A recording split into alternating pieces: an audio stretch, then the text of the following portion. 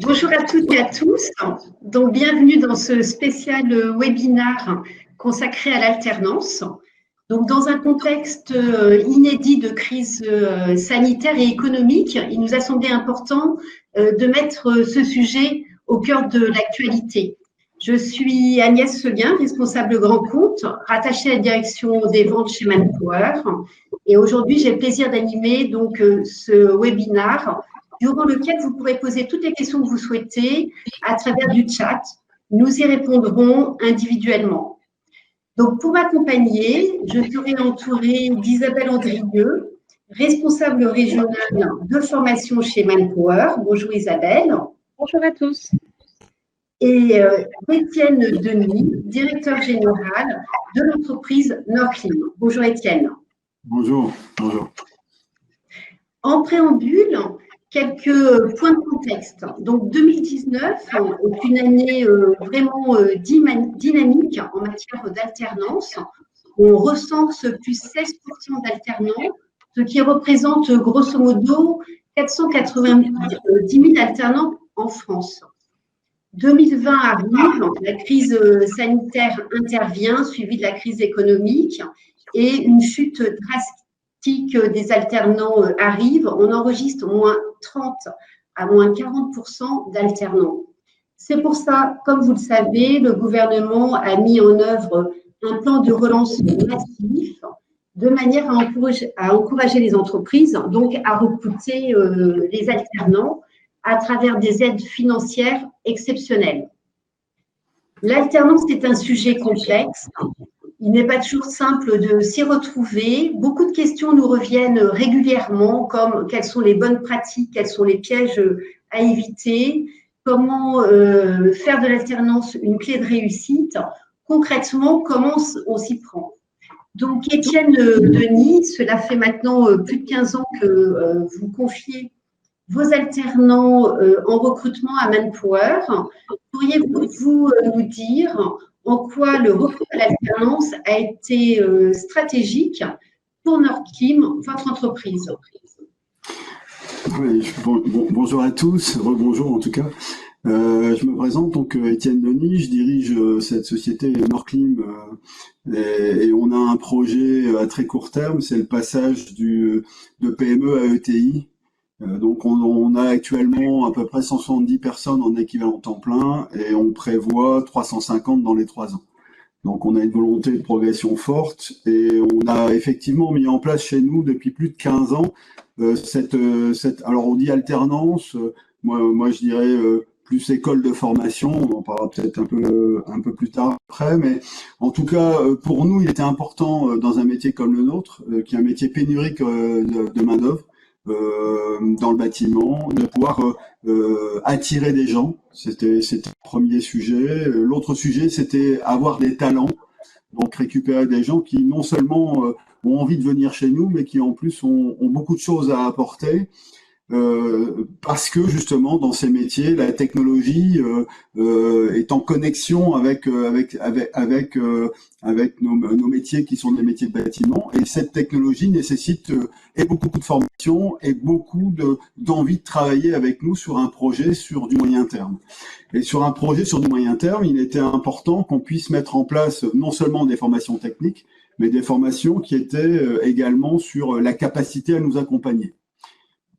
C'est pour ça que moi je parle d'école de formation, parce qu'effectivement, nous les modules qu'on a montés dans notre structure, c'est des modules où on prend des sessions complètes, puisqu'en général, on a à peu près une dizaine de personnes, parfois on a eu 12. Là, cette année, on fait 2 groupes de 10 qui va nous permettre de mettre en place un suivi, un accompagnement et également une formation qui va au-delà de la formation technique, c'est ce que je disais il y a quelques secondes, sur toute la partie accompagnement de savoir-être. Et donc on a mis des modules, y compris des modules traditionnels comme du français, comme de l'économie, et également accompagner les gens dans la capacité d'être des commerçants de notre entreprise. Très bien, merci. Isabelle, nous avons beaucoup de questions qui reviennent. Est-ce que vous pouvez nous dire comment s'y prendre pour recruter ces alternants? Également au niveau des contrats, il existe plusieurs types de contrats, donc nous parler un peu de ces différents types. Comment un employeur doit s'y prendre? Donc, en effet, on a un monde qui s'ouvre à nous sur ce sujet de l'alternance avec beaucoup de possibilités. La première chose, le premier conseil que je donnerais à une entreprise qui veut se lancer sur ce sujet, c'est d'abord de bien définir le poste à pourvoir. Bien définir, faire un état des lieux des compétences dans l'entreprise et savoir précisément ce qu'on veut confier à l'alternant. Une fois qu'on aura fait ça, on va pouvoir définir l'offre de formation, quelles est finalement les possibilités de formation qui soient sur moi, qui sont bien en adéquation avec le poste que j'ai à pourvoir. Ça va aussi conditionner la durée de l'alternance. Est-ce qu'on veut quelque chose qui soit plutôt court, moins d'un an, 1 an? Est-ce qu'on peut aller jusqu'à 3 ans? Quelle est la visibilité de l'entreprise sur son activité pour lui permettre finalement de s'engager sur une certaine durée? Et c'est cette durée qui va aussi définir les modalités du contrat. La volumétrie, évidemment, Étienne Denis nous précisait que chez lui, on est plutôt sur des groupes de 10-12 personnes. Certaines entreprises sur certains postes auront plutôt des recrutements à l'unité, parfois pour d'autres, en effet, des groupes. Donc, c'est aussi ce qui va permettre de savoir finalement quel dispositif on va pouvoir mobiliser, mais surtout quelle offre de formation aller chercher. Du coup, dans le domaine de l'alternance, on a 2 grandes familles de contrats d'alternance. On a le contrat de professionnalisation et le contrat d'apprentissage qui ne vont pas viser les mêmes certifications, qui ne vont pas permettre exactement de faire la même chose et qui ne vont surtout pas se financer de la même façon. Très bien, donc ça fait beaucoup de paramètres à étudier pour se lancer. Isabelle, est-ce que vous pouvez nous dire qu'est-ce qui pourrait faciliter la vie des entreprises? Alors, ce qui peut faciliter la vie, évidemment, c'est de s'adresser à un expert RH qui vous aide à décrypter tout ce monde un peu parfois complexe. Il existe sur le marché, ça fait partie de nos offres chez Manpower, on n'est pas les seuls, des experts RH qui vous permettent de mettre en œuvre finalement votre projet de formation. Donc, vous aider à décrypter les différentes possibilités de contrat en fonction de votre projet, à trouver les écoles et les certifications en adéquation avec votre besoin, à trouver les candidatures qui sont les plus en adéquation avec votre besoin, avec votre culture d'entreprise. Peut-être en effet, c'est ce qu'on disait de nos clients, mettre en œuvre des tests de sélection, y compris de la personnalité, qui vont permettre en effet de s'assurer qu'on est sur la bonne piste. Mettre en œuvre finalement une formation sur mesure, la plus sur mesure possible par rapport aux besoins de l'entreprise. Ce qui est aussi important, c'est que cet expert RH va pouvoir peut-être aussi vous aider à trouver des sources de financement. Parce que dans ce monde de la formation professionnelle, il y a différentes possibilités. En ce moment, on a en effet le plan alternance accompagné de primes, comme vous le disiez tout à l'heure en introduction, qui peut permettre aussi aux entreprises de récupérer des sources de financement, des primes, d'autres sources. Ça, c'est important de pouvoir régler là-dessus. Dernier élément super important, c'est vraiment le fait de sécuriser le recrutement et sécuriser sur la durée de contrat. Finalement, il y a beaucoup d'entreprises qui ont connu des échecs dans le domaine de l'alternance parce que finalement, les jeunes ne sont pas allés au bout. Nous, on propose à nos clients de mettre en œuvre un double tutorat, donc un tutorat au métier qui est effectué par l'entreprise. Et nous, de notre côté, on va doubler ça d'un tutorat de RH qui permet finalement de mieux cerner le jeune ou le moins jeune, on s'en parlera tout à l'heure, tout au long de son contrat et de s'assurer qu'on ira bien au bout. Ça, c'est important parce que quand on a conscience des investissements que représente un contrat d'alternance, il est vraiment important d'aller au bout. Alors, on parle de tutorat, on parle de sécurisation des parcours. Je sais que ce sont des sujets importants donc, pour Norclim. Étienne Denis, vous avez mis en place beaucoup de choses au niveau du tutorat et de la sécurisation des parcours. Est-ce que vous pouvez partager avec nous ce qui est mis en place au sein de votre entreprise? Oui, je rejoins tout à fait ce qu'Isabelle évoquait. Nous, on fait bien la distinction entre la formation et la compétence. Ce qui est important pour nous, c'est que la formation n'a pas de but en soi si elle ne devient pas une réelle compétence au niveau du métier. Donc, en fait, on a mis en place toute une validation justement et des acquis et de la façon dont on l'utilise sur le terrain. Donc, on a un système chez nous qui est un peu de l'esprit du compagnonnage. C'est-à-dire qu'on accompagne dans l'évolution du salarié, enfin du futur salarié. On accompagne effectivement le fait qu'il sache utiliser sa connaissance, qui devient une forme de conscientisation, donc sur lequel il utilise complètement ce qu'il a pu apprendre pour que finalement l'entreprise en bénéficie. Et pour nous, ça nous semble essentiel. Et à ça, je voudrais effectivement rebondir sur le fait de la responsabilité de l'entreprise. Je pense qu'on a une vraie responsabilité, effectivement, d'accompagner les gens qu'on met dans ces cycles de formation. Parce que si effectivement on les met dans ces cycles en disant à la sortie, on aura forcément quelqu'un qui va être en adéquation avec mon besoin, alors on se trompe. Je pense que notre responsabilité, elle doit exister dès le fait qu'ils rentrent dans cette formation et ce pont qu'on met avec l'entreprise. Parce que sinon, on aurait à ce moment-là presque des étudiants qui pourraient déboucher dans l'entreprise ou vice-versa des professionnels qu'on mettrait en formation. Je pense que dès qu'ils rentrent dans ce cycle, ils sont véritablement dans l'entreprise et font partie de nos effectifs. À nous, effectivement, de faire en sorte que ça devienne des bons professionnels. C'est pour ça que tout à l'heure, je vous parlais de détecter des talents.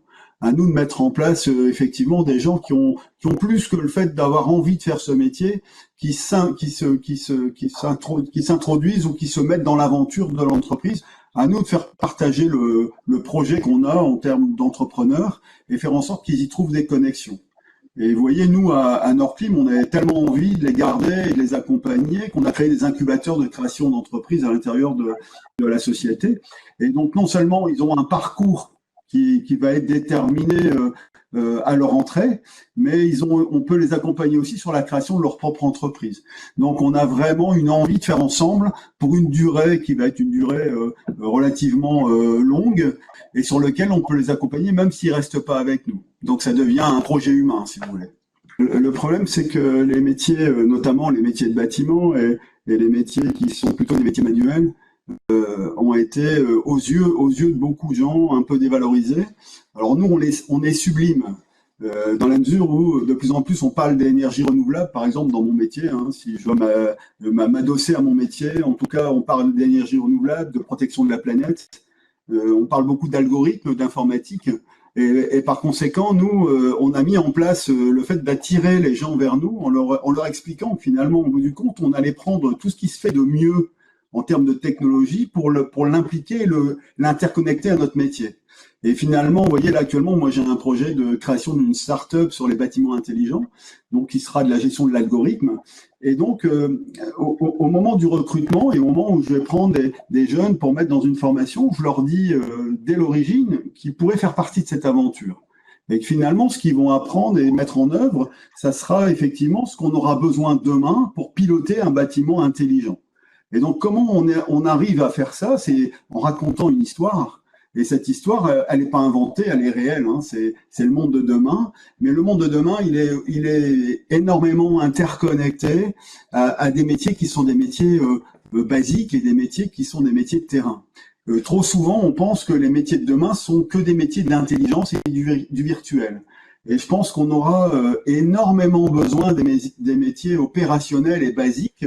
Et comment mettre dans ces métiers-là un petit peu cette fibre de passion et cette fibre d'évolution, à nous de savoir le mettre en avant, en fait. Et d'ailleurs, actuellement, dans mes équipes, vous voyez, j'ai 170 personnes. Sur les 170 personnes actuelles, j'ai quasiment 80% des gens qui viennent de ces cycles de formation depuis 15 ans. Très bien. Alors, quand on parle d'alternance, on pense finalement souvent à des publics jeunes. Isabelle Andrieux, qui sont ces alternants? Est-ce que ce sont des jeunes, des moins jeunes? Qui retrouve-t-on dans l'alternance? Tout dépend du dispositif sur lequel on va se positionner. Donc, en effet, sur des contrats d'apprentissage, on va être sur des personnes qui ont moins de 30 ans. Le droit l'a voulu comme ça. Par contre, sur des contrats de professionnalisation, on peut aller chercher des personnes qui sont en reconversion professionnelle. Nous, on en a vraiment beaucoup chez Manpower qui recherchent ce type de contrat pour finalement parfaire leurs compétences ou se réorienter vers un métier qu'ils n'exerçaient pas jusqu'à maintenant. C'est vraiment, notre objectif, c'est vraiment d'aller chercher la compétence là où elle n'existe pas, là où il y a pénurie. Et puis, nous aussi, Étienne Denis nous l'indiquait, mais nous aussi, on a vraiment cette volonté d'être incubateur de compétences. On n'hésite pas à proposer à nos collaborateurs qui entrent sur des dispositifs d'alternance de les embaucher en CDI intérimaire, de façon à faire avec nous un parcours qui va peut-être ensuite devenir un CDI chez un client. On en a en effet, notamment au sein de la société Norcrim, qui signe finalement un CDI avec nous. Et puis ensuite, peut-être qu'ils signeront un CDI chez Norcrim, et peut-être qu'ensuite, comme le précisait Étienne Denis, ils créeront leur propre entreprise. Et donc, c'est vraiment toute la création de ce parcours qui est intéressante. Pour rebondir, puisqu'effectivement, vous parliez de Norclim, nous, on a 40 CDI intérimaires. Hein, et cette année, vous voyez, 20 personnes dans notre contrat de professionnalisation, donc 2 groupes de 10. Et vous voyez, moi, je vois l'entreprise aujourd'hui comme un mixte entre des gens qui ont le CDI traditionnel et des jeunes motivés qui partent sur le métier avec plein d'envie et de connaissances du métier, mais également d'un parcours professionnel qui peut les accompagner avec nous. Et parallèlement à ça, avoir des gens qui sont sur ce SaaS, ce que vous parliez du CDI intérimaire, que je trouve très intéressant, dans le SaaS qui est entre les deux systèmes et qui va permettre de basculer soit directement chez nous, soit d'être sur un projet personnel ou une autre entreprise. Et je pense que finalement, ce qui est surtout important, c'est l'envie de faire ensemble entre les jeunes, parce que ça, les talents à détecter à l'origine et sur lesquels il faut être très attentif.